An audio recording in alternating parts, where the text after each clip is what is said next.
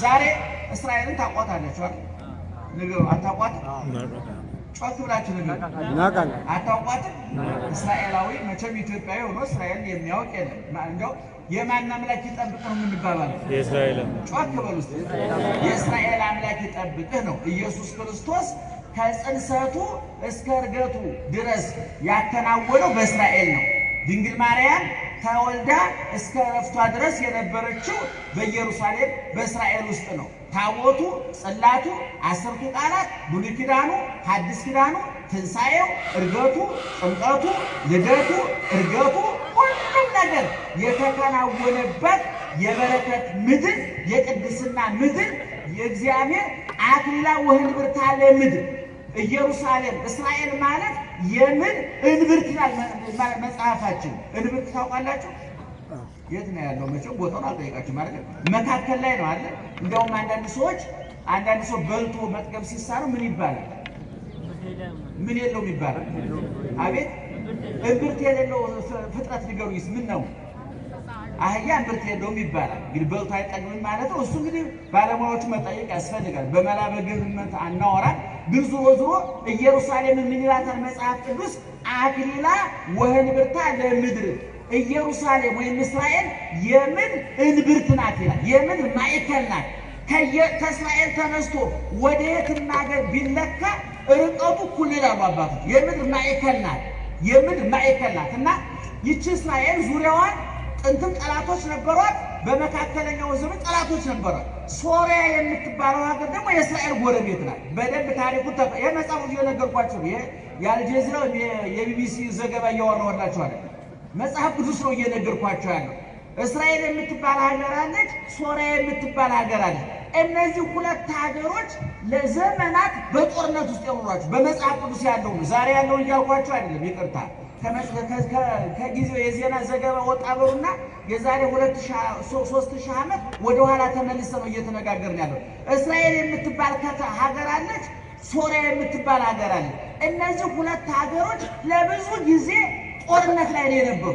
ድንበረተኛ ስለሆኑ ድንበር ላይ ስለነበሩ በድንበር ይዋጋሉ። በብዛት የሚኖሩ ሶርያውያን ናቸው። እስራኤላውያን በቀባያቸው ወራሪዎች ናቸው። ሶርያውያን ይመጣሉ፣ ፋርሶች ይመጣሉ፣ ግብጾች መጥተው ያውቃሉ፣ ግሪኮች መጥተው ያውቃሉ፣ ሮማውያን መጥተው ያውቃሉ። ብዙ ሀገሮች እስራኤልን መውረድ በዛን ዘመን የትልቅነት የገዥነት ምልክት ነበር እና የሶርያውያንና እስራኤላውያን በዛ መንገድ ይዋጉ ነበር እና የሶርያው ንጉሥ ወልደ አዴር ይባላል ንጉሳቸው። ይሄ ንጉሥ በቤተ መንግስት ሆኖ እስራኤልን እንዴት እንደሚያጠፋ ቤተ መቅደሱ እንዴት እንደሚያቃጥል ከመሳፍንቱ ከመኳንንቱ ጋር ይመክራል። የቱ ነው ማለት ነው? አቤት የቱ ነው? ሶርያ ሆኖ ማለት ነው። በደንብ ስሙኝ። ሀገሮቹ ማንና ማን ናቸው? አቤት እስራኤልና ሶርያ። አሁን ቤተ መንግስቱን በሩን ዘግቶ ማንም ወሬኛ ሰላይ እንዳይደርስበት አድርጎ ባለስልጣኖቹን ሰብስቦ እየመከረ ያለው የማን መንግስት ነው? የሶርያ መንግስት ነው። አሁን ቤተ መንግስት ውስጥ የሚመከረውን ምክር የእስራኤል መንግስት በምንም አይነት መረጃውን ሊያገኝ አይችልም። እንደ ዛሬው የስለላ መሳሪያ የለም። እንደ ዛሬው የተራቀቀ ቴክኖሎጂ የለም እና ነገር ግን ኤልሳ የተባለው ነቢይ እስራኤል ነው ያለው። ልብ አድርጉ። ምክሩ እየተመከረ ያለው የት ነው? ሶርያ ነው፣ ደማስቆ ዋና ከተማው። ኤልሳ ደግሞ ያለው እስራኤል ውስጥ ነው ያለው። ቤተ መንግስት ውስጥ ንጉሱ በሩን ዘግቶ የሚመክረውን ምክር የእስራኤል መንግስት በምንም አይነት መረጃ ሊያገኝበት የሚችለው እድል አልነበረው። ነገር ግን ነቢዩ ኤልሳ በር ተዘግቶ ምን ይደረግ እንደነበረ ሙሉ መረጃ ያለው በጸጋ የተገለጠለት ኤልሳ የሚባል ነቢይ ነበር። በኋላ ለእስራኤል ንጉስ ይነግረዋል። የሶርያው ንጉስ በር ዘግቶ ምዕመናን፣ ይሄ ማለት ነቢዩ ፖለቲካ ውስጥ ገብቷል ማለት አይደለም። ጥንቃቄ አድርጉልን። እኔ አንዳንድ ጊዜ አንዳንድ ነገሮች ስንናገር ፖለቲካ ገሌ ገባ፣ ስለ ፖለቲካ ተናገር። በመጀመሪያ ደረጃ ምድር ላይ እስካለን ድረስ ከፖለቲካ ነፃ መሆን አንችልም። አይነቱ ላይ ነው የማንግባባው እንጂ ማንም ሰው ከፖለቲካ ነፃ አይደለም። ይሄን ብዙ ሰው አይረዳንም እና ነቢዩ ፖለቲካ መግባቱ አይደለም ነገር ግን የሶርያው ንጉስ በር ዘግቶ ከመሳፍንቱ ከመኳንንቱ ከባለስልጣኖቹ ጋር እየተማከረ ያለው የእስራኤልን ቤተ መንግስት ለመዝረፍ ብቻ አይደለም፣ ቤተ መቅደሱን ለመዝረፍ ነው፣ ንዋያተ ቅድሳቱን ለመዝረፍ ነው። የእስራኤልን አምላክ እግዚአብሔርን ጭምር ለማዋረድ ነው የሚመጣው። ስለዚህ ነቢዩ በቤተ መንግስት እየተመከረ ያለውን ምክር ለእስራኤሉ ንጉስ የነገረው መንግስትን ጠብቅ ብሎ ፖለቲካ ውስጥ ገብቶ ለመፈትፈት አይደለም። የነቢያት ጠባይ አይደለም። ነቢያት የፍርድ ጎደለ ድሃ ተበደለ ብለው ባመኑ ጊዜ ፊት ለፊት ነው የሚናገሩ። በተዘዋዋሪ እንኳን አይናገሩ፣ ፊት ለፊት ነው የሚነግሯቸው። አሁን ግን የሶርያው ንጉስ በር ዘግቶ እየመከረ ያለው ቤተ መቅደሱን ለማቃጠል ንዋያተ ቅድሳቱን ለመዝረፍ ጭምር እየመከረ ነው። ስለዚህ ያ ቤተ መንግስት ተዘግቶ የተመከረው ምክር በጸጋ ተገልጦለት ማን ያውቃል? ኤልሳ ነብዩ። በኋላ ለእስራኤል ንጉስ ይነግረዋል። ሶርያውያን ተማክረዋል፣ ጨርሰዋል፣ ወታደር ልከዋል፣ ወታደሮቹ እዚህ ቦታ ደርሰዋል ይልና መረጃውን ይነግረዋል። የእስራኤል ንጉስ ሙሉ መረጃ ስለደረሰው እነዛን መልእክተኞቹን እየተቀበለ አሸንፎ ይልካቸዋል። በኋላ የሶርያው ንጉስ ተበሳጨ። ከኛ መካከል መረጃ እያወጣ የሚሰጥብን አለ ወይ ብሎ ጠየቀ። እየሰማችሁ ነው ታሪኩ? መጽሐፍ ቅዱስ መጽሐፈ ነገሥት ካልዕ ምዕራፍ 6 ነው እየተረኩላችሁ ያለው። ከዛ ከኛ መካከል መረጃ እያወጣ የሚሰጣል ወይ? ትሰማላችሁ ሰሞኑን አይደል? የኢራንን ጀነራሎቹ ጠቅላላ እንዴት እየለቀሙ እንደገደሏቸው እስራኤላውያኑ ሰምታችኋል። ይሄ ስለለው እግዚአብሔር እየረዳችሁ አይደል? ይሄ ስለለው የድካም ውጤት የአእምሮ ውጤት በጭንቅላት ዘግተህ በር ዘግተህ እግዚአብሔር ደረኛ ምትል መና ከደመና አይወርድም። መጀመሪያ ምጣድህን ጣል፣ እግዚአብሔር እንጀራውን ያሰፋል ይችላል። ምጣድ ሳይጥሉ እንጀራ አምጣ፣ የቀረዘም ነው ወገኑ። የኛ የራሳችን ጥረት ማድረጋል መጣጣል አለ እና አሁን ሲልክ የእስራኤል ንጉስ እየተቀበለ ሲገላቸው በኋላ ንጉስ ተበሳጭቶ ከእናንተ መካከል መረጃ እያወጣ ለእስራኤል የሚያቀብል አለ ብሎ ንጉሱ ወረጸ። በጣም ተበሳጭቶ ተቆጥቶ ተናገረ። ከዛም ከመካከል ግን የነቢዩን ጉዳይ የሚያውቅ አንድ ባለስልጣን ምን አለው? ንጉስ ወይ ከመካከላችን ማንም መረጃ ያወጣ የለም፣ ሁሉ ለአንተ ታማኝ ነው። ነገር ግን እኛ በር ብንዘጋ የተዘጋ በር የማይገድበው የተዘጋ በር የማይመልሰው ኤልሳ የሚባል ነቢይ አለ። እኛ ዘግተን የመከርነውን እግዚአብሔር ስለሚገልጥ ነቢይ ስለሆነ ለእስራኤል ንጉስ መረጃ እየሰጠ የሚያስመታን እሱ ነው ብሎ ነገረው። ታሪኩን እየሰማችሁ ነው። ሀገሮቹ እነማን ናቸው? ሶርያና እስራኤል። አቤት ሶርያና እስራኤል። ምክሩ እየተመከረ ያለው የት ነው? የማን ንጉስ? ከማን ጋር? ከባለሟሎቹ ከባለስልጣኖቹ ጋር። መረጃውን አውጥቶ የሰጠበት ማን ነው? አቤት ኤልሳ። መረጃውን አውጥቶ የሰጠለት ለእስራኤል መንግስት ተቆርቁሮ ነው? ለእስራኤል መንግስት አስቦ ነው? አይደለም። ይሄ ንጉስ እየተማከረ ያለው ምኑ ጭምር ለማርከስ ነው? ቤተ መቅደሱን ለማርከስ ስለሆነ፣ ንዋያተ ቅድሳቱን ለመዝረፍ ስለሆነ፣ ቤተ መቅደስ እግዚአብሔር የሚገለገልበትን ማዕጠንተ ወርቁን በቤተ መቅደስ ውስጥ ያለውን አይታቸዋል። በጣሊያን ጊዜ በግራኝ ጊዜ ኦርቶዶክሳዊ ተዋሕዶ ቤተክርስቲያን ብዙ ንዋየ ቅድሳቷን የወርቁ ጥና የወርቁ መስቀል እየቀለጠ አምባር ቀለበት የሆነው በወራሪዎች አማካኝነት። ስለዚህ የሚመጣውን መከራ መቋቋም ያለብን ለሃይማኖታችን ስንል ነው ማለት ነው በዘመናት ነው። ስለዚህ ከዛ በኋላ ንጉሱ ተበሳጨ፣ ተነገረው። ንጉሱ ምን አደረገ? ግድ የለም ምን ያውቅበታለሁኝ የት ነው የሚኖረው ብሎ እሱም እንዳቅሙ ኤልሳ ያለበትን መረጃ ሰበሰበና ወታደር የተቀለበ የሰለጠነ ወታደር በፈረስ በሰረገላ አድርጎ ኤልሳ ወዳለበት ሰፈር ላከ፣ መንደር ላከ። በደንብ አድርጋችሁ ስሙ። ማን ነው የላከው? የሶርያው ንጉስ። ወደ ማን? ወደ ኤልሳ። ኤልሳ ምን ስላደረገ? በቤተ መንግስት የመከረውን ምክር ለእስራኤል መንግስት አሳልፎ ሰጥቶ ስላስመታውና ወታደሮቹ ተሸንፈው ቆስለው ስለተመለሱ። ከዛ ይሄ ንጉሱ የላካቸው ወታደሮች ሌሊቱን የኤልሳን ያለበትን ቤት ከበው አደሩ። በኋላ የኤልሳ ደቀ መዝሙር የነቢዩ ደቀ መዝሙር ሌሊት ለሽንት ሲወጣ ዙሪያውን የሶርያ ወታደሮች በፈረስ በሰረገላ በዘመኑ ባለው ጦር መሳሪያ ታጥቀው ዙሪያቸውን ከበው አገኙ። ደነገጠ ደቀ መዝሙር፣ ተማሪ የኤልሳ ደቀ መዝሙር ደነገጠ። ነብዩ ወይ ተመልሶ ገባ። ሽቱንሻና የነበረው ደንግጦ መልሶ መጣ። ነብዩ ወይ አለቀልን፣ አበቃልን፣ ዙሪያችንን ተከበናል። በብዙ ፈረስ፣ በብዙ ሰረገላ፣ በብዙ ወታደር ተከበናል፣ አለቀን፣ ወየውልናል። ማን ነው እንደዚህ ያለው? አቤት ማን ነው? የኤልሳ ተማሪ ለማን? ለኤልሳ። ከዛ በኋላ ኤልሳ ምን እየተደረገ እንደሆነ ያውቃል።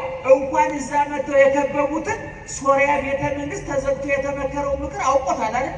ስለዚህ ዙሪያው እንደተከበበ ኤልሳ ያውቃል። ደቀ መዝሙሩ ግን ገና አይነርጉ ነው፣ አልበራለትም። ገና ኤልሳ የደረሰበት ጸጋ ላይ አልደረሰም።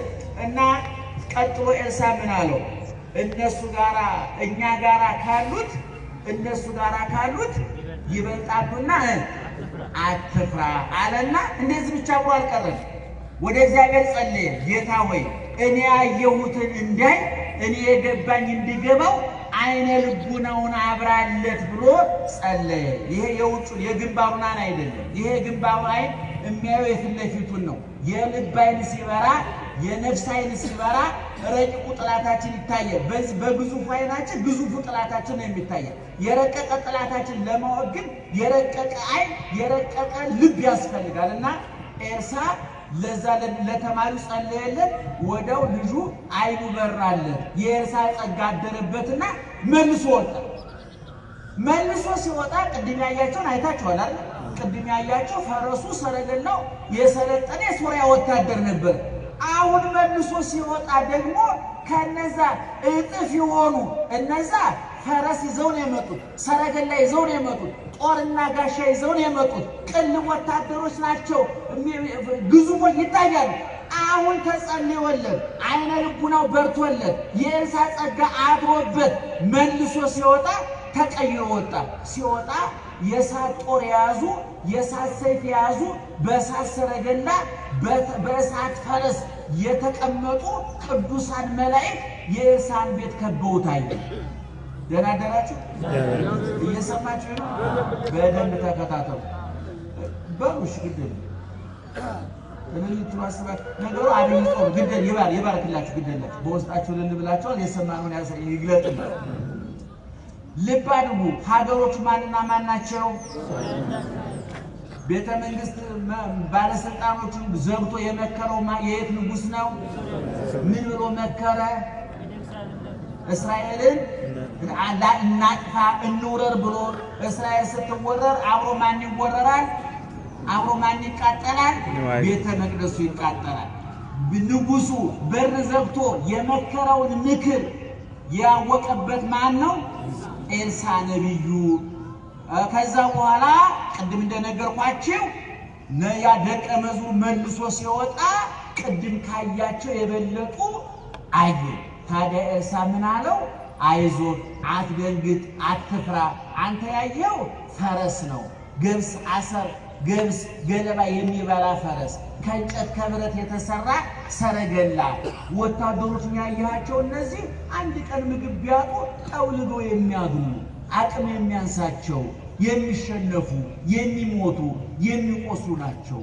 እነሱ ጋራ ካሉት ይልቅ እኛ ጋራ ያሉት ይበልጣሉና አይዞህ አትፍራ። ደስ አይልም? እንደዚህ ማለት ብቻ አይደለም። ደቀ መዝሙር ምን እንደሆነ ጸለየለት። ጌታዬ እኔ ያየሁትን እንዳይ እርዳው፣ አይኑን አብራለት፣ ክስት አይንቲው አይኖቹን ግለጥለት፣ አይኖቹን አብራለት።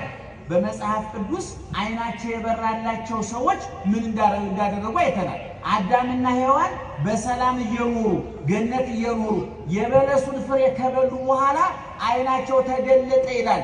ግን ያ ዕፀ በለሱን በልተው በሌብነት ሰይጣን የነገራቸው ምክር በልተው ስለሆነ የተገለጠላቸው አይናቸውን እንዲገለጥላቸው ያደረገ ሰይጣን ነው። ነገር ግን ራቁትነታቸውን አዩ፣ ባዶነታቸውን አዩ። ሰቀቀናም አይን ነው ያዩ። ይሄኛው አይን ሲበራ ግን መላእክትን ነው ያዩ። በሉቃስ ወንጌል ምዕራፍ 24 ሉቃስና ቀሌዮጳ ኢየሱስ ክርስቶስ እንጀራውን ባርኮ ሲሰጣቸው ወተከስተ አዕይንቲሆሙ አይነ ልቡናቸው በራ ይላል። የቆሰለውን ክርስቶስ ሳይሆን የተነሳውን ክርስቶስ፣ ያሸነፈውን ክርስቶስ፣ ድል አድራጊውን ክርስቶስ አዩት ይላል። ምእመናን ይሄ አይናችን ሲበራ ያቆሰሉን ሳይሆን የቆሰለልን ይታየናል። ብዙዎቻችን አሁን ስላቆሰሉን እኮ መተን ብዙ አወራን እኮ እገሌ አይተኛልኝም እገሊት አተኛልኝም ኑሮ እንዴት ይሆን ስለ ጭንቀታችን ስላቆሰሉን ስላሳደዱን መከራ ትዳራችንን ስለበተኑን ሱቃችንን ስለበተኑን ኑሯችንን ስላበላሹን ስለ ክፉ ሰዎች እኮ ብዙ አውርተናል አይደል? ክርስቲያን ስላቆሰለው አያወራም፣ ስለቆሰለለት ነው የሚያወራው። የቆሰለልን ማን ነው? ንገሩኝ። የቆሰለልን ማን ነው? እዚህ መታችሁ አቁሳዮቻችሁን እርሷቸው፣ የበደሏቸውን እርሷቸው፣ ጎረቤቶቻችሁን እርሷቸው፣ የሥራ ባልደረቦቻችሁን እርሷቸው፣ ያሰሩባችሁን መተት የመተቱባችሁን ትዳራችሁ ላይ መከራ ያመጡባችሁን እርሷቸው። እዚህ ስትመጡ እነሱን ረስታችሁ አሸናፊውን አስቡት፣ ድል አድራጊውን አስቡት። የሚጠብቅህ አረ ንገሩኝ የሚጠብቅህ አይተኛም። መጽሐፈ መነኮሳት ላይ ደግሞ እንዲህ የሚል ቃል ተጽፏል። እመኒ ኖመ ለዲሁ ወአቃቢ ሁሰ እይነውም። እሱ እንኳን ቢተኛ ይላል የሚጠብቀው አይተኛም። እናቶቻችን ልጆቻችሁ አውሮፕላን ላይ ቁጭ ብላችሁ ረጅም ጉዞ ላይ ቁጭ ብላችሁ አውሮፕላን ላይ ሆናችሁ እኮ እቅፋችሁ ላይ ልጆቹ ምን ይሆናሉ? ይተኛሉ። አውሮፕላን ቢንቀሳቀስ አውሮፕላን ከፍ ዝቅ ቢል ትዝ ይላችኋል? እነሱ አይላቸውም። እማን ክንድ ላይ ናቸው? እናንተ ክንድ ላይ ናቸው። እኛ በዘላለም አምላክ ክንድ ላይ ነው ያለነው። እግዚአብሔር ክንድ ላይ ነው ያለነው። እግዚአብሔር እጅ ላይ ነው ያለነው። ቀራንዮ ላይ የተቸነከረው የቆሰሉትን የሚፈውስ የወደቁትን የሚያነሳ የረከሱትን የሚቀድስ የተሰበሩትን የሚጠግን የጠፉትን የሚፈልግ ኑ ወደ እኔ የሚል እናንተ ደካሞች ሸክም የከበዳችሁ ወደ እኔ ኑ የሚለው እግዚአብሔር ከኛ ጋር ነው። የኛ ችግራችን ምንድን ነው? ካቆሰለልን ክርስቶስ ይልቅ ስላቆሰሉን ሰዎች በማውራት ጊዜውን እናባክነዋል። ደህና ዋላችሁ። አሁን ልብ አድርጉ። ደቀ መዝሙሩ ገብቶ ለኤልሳ የነገረውን አይታችኋል? ምን ነው ያለው? አለቀልን ነው ያለው። አበቃልን፣ ዙሪያችን ተከበረ፣ ተውጠናል አለው። ኤልሳ ስለ ፈረሱ ስለ ሰረገላው ስለ ወታደሮቹ የሚያስብበት ጊዜ የለውም። ኤልሳ ያየ የነበረው ወታደሮቹን አይደለም። ኤልሳ ያየ የነበረው ሰረገሎቹን አይደለም። ኤልሳ ያየ የነበረው ማንን ነው? እግዚአብሔርን ነው፣ መላእክትን ነው። እኛ እዚህ ስንመጣ ማየት ያለብን ቅዱስ ገብርኤልን እንጂ ሰይጣንን አይደለም። የቆሰለልን ክርስቶስ እንጂ ያቆሰሉን አይደለም። የተሰደደልን ክርስቶስ እንጂ አሳዳጆቻችን አይደለም። ልብ አድርጉ። የተራቆተልን ክርስቶስ እንጂ ያራቆቱን አይደለም ማየት ያለብን። ሰው ስለ ጥላቱ ብዙ በማውራት ጊዜውን ያባክናል። ወገኖች ታውት እርሱን የሚጠብቅን ምን አይልም ብለናል? አያንቀላፋም ብለናል። እንደውም በመዝሙረ ዳዊት መዝሙር 90 በቅንፍ 90 ለመጽሐፍ ቅዱስ ላይ መዝሙር 90 ከቁጥር 9 ጀምሮ እንዲህ የሚል ቃል ተጽፏል። ይቀርብ እኩይ ሀቤከ ክፉ ወደ አንተ አይቀርብም። በሉት እስኪ ክፉ ነው ወደ አንተ አይቀርብም። ወይበው መቅሰፍት ቤተከ መቅሰፍት ወደ ቤትህ አይገባም። በሉት መቅሰፍት ወደ ቤትህ አይገባም። ልብ አድርጉ። ክፉ ወደ ማን አይቀርብም? ወደ አንተ። መቅሰፍት ወደ ቤት አይገባም፣ ወደ ቤት አይገባም ይልና ቀጥሎ ምን ይላል? የማይገባበትን ምክንያት የማይቀርብበትን ምክንያት ዳዊት ሲዘረዝር ምን አለ? እስመ ለመላእክቲሁ ይእዝዞሙ በእንቲአከ መላእክቱን ስላንተ ምን ያደርጋቸዋል?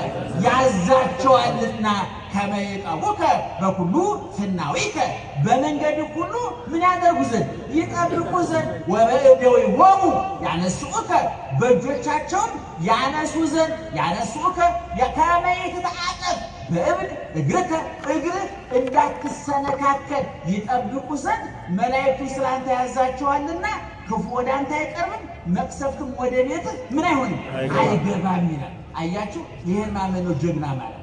ይሄ ማለት ጀግና ማለት ጠላታችሁን እያገዘፋችሁ በሄዳችሁ ቁጥር ረዳታችሁ ይጠፋባችኋል። ችግራችሁን እያገዘፋችሁ በሄዳችሁ ቁጥር መፍትሄው ይጠፋባችኋል። በሽታውን እያገዘፋችሁ በሄዳችሁ ቁጥር መድኃኒት ይጠፋባችኋል። ረሃባችሁን እያገዘፋችሁ በሄዳችሁ ቁጥር ዳቦ ይርቃችኋል። ይህን ማመን አለበት። ክርስቲያን ስለሞላለት እንጂ ስለጎደለበት አያወራል። ስለተደረገለት እንጂ ስለቀረበት አያወራል። የተደረገልን ብዙ ስለሆነ የቀረብን ለማስታወስ ጊዜ አላገኘንም። ምእመናን እኛ አቀማጥሮ በአባታችን ያጎረሰ የሚጠብቀ ዳቦ አይደለም እኮ ምእመናን። አባት ለወልድ ዳቦ ያጎርሳል፣ ወተት ያጠጣል፣ ልብስ ይገዛል። እግዚአብሔር ግን ዳቦ ሆኖ ብሉኝ አለ፣ ደሙን ጠጡልኝ አለ፣ በቁስሌ ተፈወሱልኝ አለ፣ ተራቁቶ ልበሱልኝ አለ፣ ተርቦ ጥገቡልኝ አለ፣ ተጠምቶ ጠጡልኝ አለ። ሐሞት ኮምጣጤ ጠጥቶ የዘላለም ሕይወት ጣፋጭን ጠጡልኝ አለ። ይህ አምላክ እያለ ስለ ሰው የምናወራበት ጊዜ ሊኖረን ይገባል? ምእመናን ይገባል? አይገባም። ተዋቸው፣ እርሷቸው፣ ዘንጓቸው። በመዝሙረ በማቴዎስ ወንጌል ምዕራፍ 18 ቁጥር 10 ላይ ደግሞ እንዲህ የሚል ቃል ተጽፏል። ደስ የሚል ቃል ወሙ የታስተሐቅርዎሙ ለአሐዱ እምኔሆሙ ውሳን፣ ከታናናሾቹ አንዱን እንኳን እንዳትንቁ ተጠንቀቋል። ከታናናሾቹ ታናናሾች ማለት በምንድን ነው? በጤና ከኛ ያነሱ፣ በእድሜ ከኛ ያነሱ፣ በገንዘብ ከኛ ያነሱ፣ በስልጣን ከኛ ያነሱ፣ ከኛ ጎሳ ያነሱ፣ ከኛ ብሔር ያነሱ ብለን የምናስባቸው እኛ አስበን ሰርግ የማንጠራቸው ለቅሶ በሉን ብለን የማናማቸው የረሳናቸው የዘነጋናቸው ስል የሉም በየሰፈሩ አስባችሁ ሰርግ የማጠሯቸው ለቅሶ ቀሩ ብለው የማታሟቸው የተረሱ ሰዎች አሉ። እነዛን እንዳትንቋቸው እንዳታቃልሏቸው ተጠንቀቁ አለ ጌታ። ኧረ ቀጥሎ ያለው ምን ይላል? እብለክሙ ከመ መላእክቲሆሙ ወትረ ይሬኡ ገጾ ያዌ ዘበሰማያት። እውነት እላችኋለሁ በመላእክቶቻቸው አለ። የእነማን መላእክት? እስኪ አንተ ንገረኝ። አትናቋቸው የተባሉት እነማን ናቸው? አትናቋቸው የተባሉት እነማን ናቸው? ታናናሾች እነማን ናቸው? ጤና የሌላቸው፣ ገንዘብ የሌላቸው፣ ዘመድ የሌላቸው። አሁን እንደው እዚህ በር ላይ ያለው ሰውዬ እንደው ቅድም ስታልፉ አንድ ብር ለመስጠት እንኳን ጊዜ አጥሯችሁ ትታችሁት የመጣችሁ ሰውዬ ስትመለሱ ይገርምሃል ወንድሜ ትናንትና እኮ 50 ሚሊዮን ብር ደረሰ ቢላችሁ ይገርማል። ቅድም እኮ ሰላም ላስብ ተጣድፌ እኮ ነው አልተንቀሸቀሽ። ይገርማል። እንዴት ነህ? ላንሳት፣ ልጣል፣ ላልብስ። አሁን እንደው ትልቅ ባለስልጣን ራት እንደው ዛሬ ራት እናንተ ጋር መጣለሁ ቢላችሁ እንቅልፍ ይወስዳችኋል። ተመከራችሁ እኮ ትደግሳላችሁ። አሁን ትልቅ ባለሀብቱ ሰውዬ አሁን እዛ ሀገር የሉም እንጂ እንደው ዛሬ ማታ እናንተ ጋር ተበላሉ ቢሏችሁ ተበድራችሁ በግ ገዝታችሁ ፍየል ገዝታችሁ ግልጠቱ ምንድን ነው? አንድ በግ በዛ የ100 በግ መግዣ ይጥሉልኛል። ሌላ ነገር ለነፍስ እኮ አይደል። እኛ ሂሳባውያን እኛ እኮ ጀግኖች እኮ ነን። ስናጎርስ እኮ መጥነን ነው መልሶ ያጎርሰኛል አያጎርሰኝም ብለን ለክተን አይደል እንዴ? አሁን የትንሣኤ ሰሞን ጠዋት ምሳኛ ጋር ነው እንትና ስትለው እኮ በቀጭ ነው የተጻፈች ምናለች? እራት አንተ ጋር ነኝ የምትል እኮ አለች የለችም? እንደዛ ይወድማ የወደቁትን አጠሯችሁ። ልብ ካላችሁ ታላቁ ሊቅ ዮሐንስ አፈወርቅ ውሾችን እንኳን አስበህ ትቀልባቸዋለህ ገና ግቤን ይጠብቃሉ ብለህ የመንግስተ ሰማያት መግቢያ ድሆቹ በር ላይ ወድቀው ለምን ትተዋቸዋለህ? አንተ ደህና አደራችሁ? እየሰማችሁ ነው? ስለዚህ ክፉ መጽሐፉ ምን አለ? ታናናሾችን አትናቋቸዋል። ለምን ነው ማንነቃቸው? ቀላል አይምሰሏችሁ መላእክቶቻቸው የነሱ መላእክት ይላል። የነማን መላእክት? የነማን? የታናናሾቹ ምእመናን። ጠባቂ መልአክ አለን የለን? ጮክ ብላችሁ አለ። ጠባቂ መልአክ አለን የለን? ለነማን? አሁን ለምሳሌ አንድ ቢሊዮነር ቢኖር ጠባቂ መልአክ አለው የለው? እዚህ በር ላይ የወደቀው የኔ ቢጤ ጠባቂ መልአክ አለ የለው? መልአኮቻችን ይለያያሉ። የቢሊዮነሩ በደንብ የታጠቀ የሰለጠነ፣ በር ላይ ያለው ደግሞ ክንፍም እንደየረባ የሌለው ግድልም ጠብቅና ነንበብ መልአክ አለ የለም። እዛም ለዛም ሰውዬ ለኔም ለአሜሪካው ፕሬዝዳንት ለሳቸው አይታዘዝም፣ ለኔም የሚታዘዙ ለነገሩ እንደው ይታዘዝላቸው እንኳን ቢባል ለሳቸውና ለኔ አንድ አይነት መልአክ ነው የሚታዘዘው። ምክንያቱም መልአኩን የሚመድበው የጌቶቹ ጌታ እግዚአብሔር፣ የድሆች አምላክ እግዚአብሔር፣ የጎስቋሎች አምላክ እግዚአብሔር ነው። በተራበ ሌማቱ ሲራቆት መገኘት የሚችለው፣ በዋቀው ሲራቆት የሚገኘው፣ ስንታሰር የሚገኘው፣ ጤና ሲከዳን፣ ገንዘብ ሲከዳን፣ ዘመድ ሲከዳን፣ መያዣ መጨበጫው ሲጠፋን፣ የያዝነው እያመለጠን፣ የሰበሰብነው እየተበተነ፣ አለን ያለው እየከዳን፣ ነገሮች በጨለሙበት ሰዓት ከጎናችን ማን ይገኛል? እግዚአብሔር ይገኛል። ይሄ ጌታ ነው እና መልአኮቻቸው በሰማይ የአባቴን ፊት ያያሉ ማለት ማለት መሰላል። ፊት ማየት በመጽሐፍ ቅዱስ ቋንቋ ባለሟልነት ነው። ዛሬ ምን ወራዊ መታሰቢያውን የምናደርግለት ቅዱስ ገብርኤል በሉቃስ ወንጌል ምዕራፍ 3 ምዕራፍ 1 ቁጥር 13 ላይ እኮ አንተ ማን ነህ ብሎ ሲጠይቀው እኔማ አለ መልአኩ አነ ውእቱ ገብርኤል ዘእቀውም ቅድመ እግዚአብሔር፣ እኔ በማን ፊት የምቆም? በማን ፊት? በእግዚአብሔር ፊት የምቆም ማንኛ አለ? ገብርኤል ነኝ አለ። ፊት ነሳው ማለት ነው። ማለት ብዙ ጊዜ እናገረዋለሁ። እንደው ገሌው ፊት ነስቶኛል ማለት ማለት ነው። ፊቱን አያሳየኝም በነጠላ ሸፍኖ ነው የሚሄደው ማለት ነው። ምን ማለት ነው? አቤት አንነጋገርም ማለት ነው አይደል? አኩርፎናል ማለት ነው አይደል? ከፍትፍቱ ፊቱ እናቶች እኮ ታውቁበታል ስታቀርቡ አይደል? እንጀራው እጃችሁ ላይ ያለው እንጀራ እኮ በፊታችሁ ላይ ይጋገራል እኮ ሲጋገር ይታያል አይደል? ደጋግ እናቶች በሞቴ በረበ ማርያም አፈር ስሆን እኔ እንደዚህ ማለት ይቀር ነው። አንዳንድ ሰው የቀረበህ ነው አይባል። እኔ በጣም ደስ የሚል በማርያም አፈር ስሆን አረ በገብርኤል ብላለኝ እንደው ከተደረደራችሁ ማለት ገብርኤልን ብዬ ነው ብለህ ታመካኛላችሁ። ማመካኛል አሁን ዛሬው ሲያቀርብላችሁና ትንሽ አትበላም ነበር እሺ ከበቃ ምን ይደረጋል? አይባል ይተፈቃታል ሙሉ ወደዚ አይባል። እኔ ማርያም አረ በስላሴ ደስ እንደሚል አያችሁ። ከፍትፍቱ ፊቱ ማለት እኮ እጁ ላይ ቆሎ ይዞ ፊቱ ላይ ክትፎ ያለ ማለት እናቶቻችን ሽሮ እያቀረቡላቸው አፋቸው ላይ ሲናገሯቸው ግን ልክ የተለያየ ምግብ ያቀረቡ ደስ ሲሉ። ስለዚህ መላእክት በሰማይ የማን ፊት ያያሉ? የአባቴን ፊት ያያሉ። ምን ማለት መሰላችሁ? በአባቴ ዘንድ ምንድን ናቸው? ሹም ናቸው፣ ባለስልጣን ናቸው፣ ባለሟል ናቸው። ቅዱስ ዳዊት በጸባት እቀውም ቅድሜከ ወአስተርይ ለከ በመዝሙር 5 ላይ በጧት በፊትህ በምስጋና ምን አደርጋለሁ? እቆማለሁ። ገለጥ በማን በፊትህ በማን ፊት? በእግዚአብሔር ፊት። ሊቃውንት ደግሞ ፊት የሚለውን ሲተረጉ ምን ይላሉ? እግዚአብሔር መስዋዕት የሚሰዋበት ጸሎት የሚጸለይበት ቦታ ሁሉ የማን ፊት ነው? የእግዚአብሔር። አሁን ቤተክርስቲያን ስንመጣ ፊቱን እየነካል። እኔ አሁን ቤተክርስቲያን መጥቼ ስሳለን የህንጻው አለ አይደለም በሩ ነክቼ እንደዚህ ስሜ እንደዚህ ካራጉ ያገኙት አይመስልም። አንዳንድ ሰው በርቀት እጅ ነዝ ምናምን ስለምታዩት እናንተ የነካች ሰው ይመስላችሁ። እኔ ግን መንካት አለብኝ። ልክ በቤታችን ቤተክርስቲያን እጅ ህንጻውን ነክቼ ስስም እኔም በቤታችን አግኝቼ ሳንኮቱ ነው የሚመስለኝ። ሰው የሚዳሰስ ነገር ይፈልጋል፣ የሚጨበጥ ነገር ይፈልጋል። እና ታናናሾችን አትናቋል። ስለዚህ ለምንድነው ማንነቃቸው? ለምንድነው የምናከብራቸው? አባታት መላእክቶቻቸው በሰማይ የማንን ፊት ያያሉ? የእግዚአብሔርን ፊት ያያሉ። ምን ማለት ነው ይሄ? ጠንካራ እንደው ጠንካራ ወንድም ያላት ጡንቻ ያለው ወንድም ያላት ልጃገረድ በሰፈር ትደፈራለች? አትደፈርም። ዱርዬው እኮ እያየ አይኑን ጨፍኖ ይሄዳል። ለምን? እሷ ፈርቷት እኮ አይደለም። እሷን ቢነካ ወንድሟ ምን እንደሚያደርገው ያውቃል። ትልቅ ባለስልጣን ዘመድ ያለው እኮ ደቃቃ ሰውዬ ተከብሮ ይኖራል። እሱ ልታደቀው ትችላለህ። የሚያደቅ ያዝብሃል ካለ ተንቀጥቅጦ ትኖራለህ። ወዳለ አሁን እኛ ታናናሾችን ማንነካቸው ለምንድን ነው? ገብርኤል አለ ከጎን፣ ሚካኤል አለ ከጎን፣ የኔን አይነ ስውር ናት አይናማ መልአክ ከጎን ቆሟል። እጅ እግር የሌለው ናት ሰይፍ ያለው መልአክ ከጎኑ ቆሟል። ጠባቂ ያለው እንባ አባሽ መልአክ አለው። ቁስል ፈዋሽ መልአክ አለው። ጥያቄ መላሽ መልአክ አለው። የሚጠብቀው የማያንቀላፋለት መልአክ አለ። ለዚህ ነው ክፉ ወደ አንተ አይቀርብም፣ መቅሰፍት ወደ ቤት አይገባም ማለት ነው። መላእክቱ ስላንተ ምን ያደርጋሉ?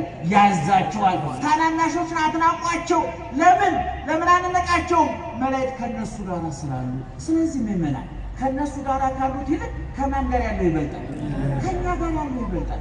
እነሱ ጋር ያለው ሰይፍ ሊሆን ይችላል። እነሱ ጋር ያለው ገንዘብ ሊሆን ይችላል። እነሱ ጋር ያለው ዝና ሊሆን ይችላል። እኛ ዘንድ ጋር ያለው የዝነኞቹ አምላክ እግዚአብሔር።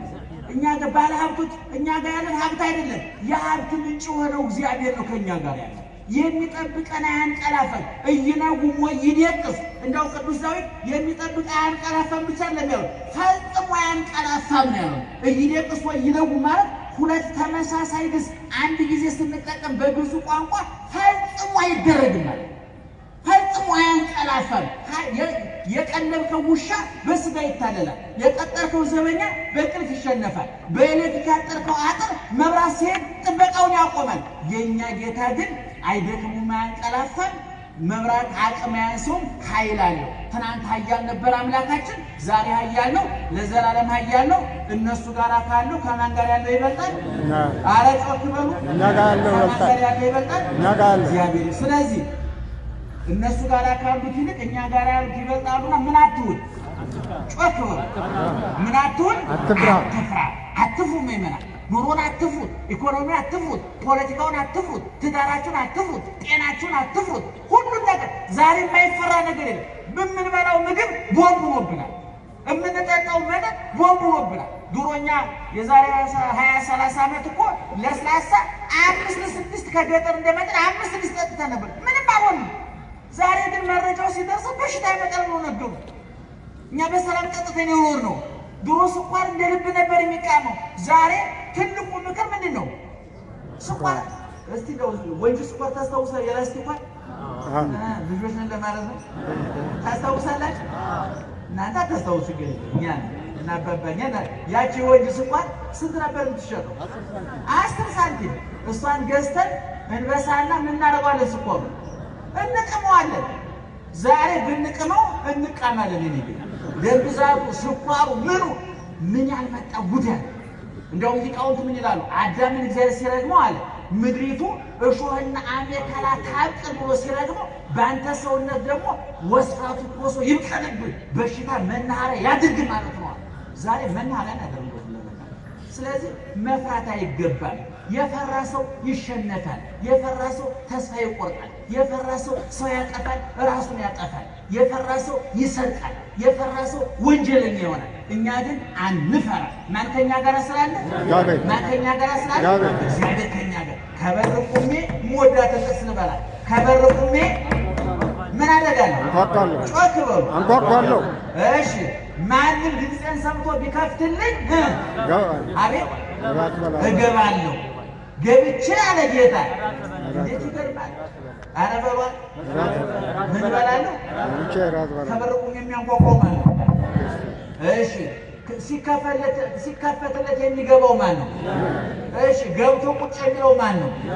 ከኛ ጋር እራት የሚበላው ማን ነው? ምን አይነት እራት ብናቀርብለት ነው? የፍቅር እስኪ ንገሩ። ምን አይነት እራት?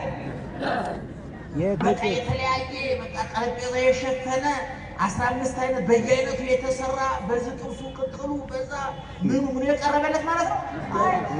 ቆሎ ቆርጠህ ብታድር ቢቸገረው እግዚአብሔር፣ ቂጣ ነክሰህ ብታድር ቢቸገረው እግዚአብሔር፣ ድንችን ቀቅለህ በሚጥሚጣ በልተህ ብትተኛ ምን ቸገረው እግዚአብሔር?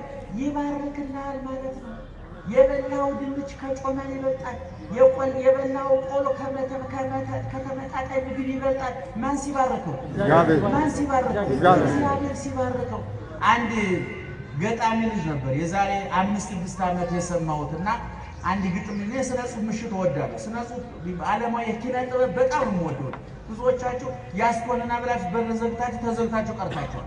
እኔ በጣም ነው የምወደው። መጽሐፍ አንብቡ፣ ኪነ ጥበብ አንብቡ፣ ስነ ጽሁፍ አንብቡ። በተለይ ወጣቶች፣ እኔ በ20-30 ዓመት ያላችሁ ወጣቶች፣ እኔ ከ50-60 ዓመት በላይ ያላችሁ ችግር የለም። ከ50 ዓመት በላይ ጭንቅላት ወጭ እንጂ ገቢ የለውም ይባላል። ይቅርታ አድርጉኝ፣ እኔም እዛ አካባቢ ስለሆንኩ የኔም ጭምር ነው የገባቸው። ከ50 ዓመት በኋላ ጭንቅላታችን በሞዴል 30 የሚያስወጣ እንጂ የሚያስገባ የለም ተፈጥሮ። ምክንያቱም ከ50 ዓመት ያለፈው ሰው ላወራላችሁ እንጂ ንገሩኛ የሚገባቸው ሰምታችሁና ልታደግ ነው። ሽማግሌ ይባላል። ሽማግሌን አዳምጠው አትንገረው ይባላል። የሽማግሌ ሲል ያጠራቅሞ አንቦ ያረጀው ነው። ዝም ብሎ ጠጅ ሲጠጣ አድርጎ ጠጅ ድሮ ቀረ እያለ ስለ ብርሌ ቢያወራኝ አልሰማሁም። ጊዜ አላውቃለሁ።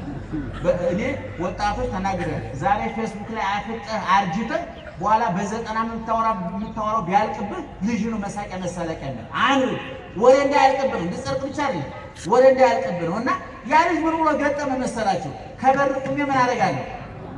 አንኳኳለሁ፣ እገባለሁ አለ ጌታ። የሚገባው ግን ምን ስለሆነ ነው? ሲከፈት ምን አደርጋለሁ ማለት እስቲ እኔ ምልክቱ እያያችሁ ንገሩ።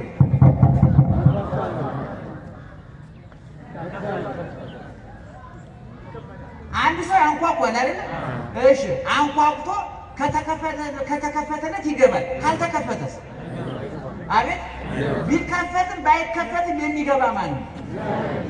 አይደለም አታውቁም ማለት ሌባ ሌባ ያንኳኳል አያንኳኳም ካንኳኳም ቢያይሙሮ የተነካ ሌባ ነው ማለት ነው ወይም ዘመናዊ ሌባ መጥቷል ማለት ከበርቁሜ ምን አደርጋለሁ አለ እግዚአብሔር አንኳኳለሁ እገባለሁ አለ ግን የሚገባው ምን ሲሆንለት ነው አቤት ሲከፈትለት ነው እና ባለ ገጣሚው ልጅ ምን አለ መሰላችሁ ጌታ ሆይ ከበርቁሜ አንኳኳለሁ ብትከፍቱልኝ ይገባለሁ ብሎ ነበር አሁን ባለው ሁኔታ ግን ምንም ብታንኳኳ የመስማት አቅም ጠፍቷልና ሰብረህ ገብተህ አድነን